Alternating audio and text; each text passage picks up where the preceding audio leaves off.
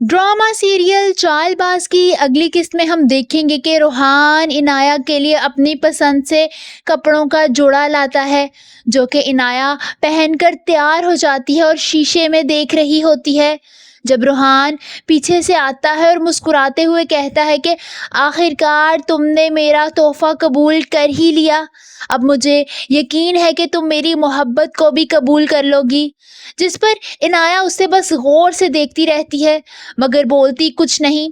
वहीं इशल को शक हो जाता है कि आयजा और इनाया के बीच कोई लड़ाई चल रही है, इसलिए वो एक दूसरे से इतना उखड़ी उखड़ी रहती हैं।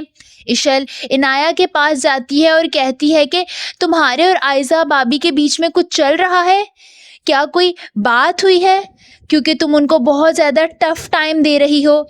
इनाया ये सब कुछ खामोशी से सुनती रहती है, जबकि पीछे खड़ी आयजा ये सब कुछ सुनकर हैरान रह जाती है। उसको डर होता है कि कहीं इनाया कुछ कह ना दे। वहीं दूसरी तरफ इशल और आशिर दोनों एक दूसरे के ऊपर पानी फेंक रहे होते हैं और एक दूसरे के साथ इंजॉय कर रहे होते हैं। जब दूर बैठी आयजा उन दोनों को हसरत भरी नज़रों से देखती हैं, उसको उन दोनों का यूं मिलना कतई कबूल नहीं होता, क्योंकि उसका अपना शौहर उसे मोहब्बत नहीं दे रहा होता। उसे वो मोहब्बत नहीं मिल रही होती जो इशल को आशिर से मिलती है। आयजा अपनी माँ के पास जाती है और उनसे कहती है कि मुझे इनाया की बातों का इतना बुरा नहीं लगता जितना गुस्सा मुझे इशल और आशिर को साथ देकर आता है। मुझे इन दोनों का साथ बर्दाश्त नहीं है। उसकी माँ उसे कहती है कि क्या हो गया है, तुम ऐसी बातें क्यों कर रही हो। वहीं असद आयजा से कहता है कि जो मासी इशल के मेके से आई है, मुझे इसका वजूद बर्दाश्त नहीं है, इसे जल्द अज जल्द वापस रुखसत करो, मैं इसकी शक्ल भी देखना नहीं चाहता। वहीं इनाया मासी को कहती है कि जो कुछ भी यहाँ हो रहा है इशल के साथ, तुम कॉल करके सब कुछ अपनी मैडम को बताओ ताकि उन्हें भी पता चले कि उनकी बेटी किस हाल में है।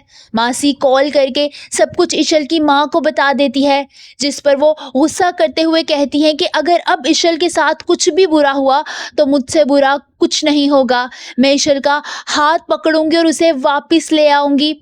आयजा के ताया उसके वालिदैन हामिद साहब को कहते हैं कि मुझे इस घर के बदलते हुए माहौल से डर लग रहा है, अब तो मुझे सिर्फ तुम्हारी बेटी से उम्मीद है कि वो सब कुछ ठीक कर देगी।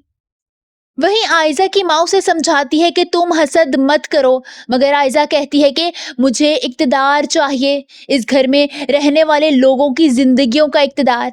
आप सबको क्या लगता है, क्या आयजा का हसद और चालबाजियाँ तीनों भाइयों में मुखालफत पैदा कर देगी और इख्तिलाफ का बीज पैदा करके उनको अलहदा अलहदा कर देंगे? कमेंट्स में अपनी राय का इजहार ज़रूर कीजिए।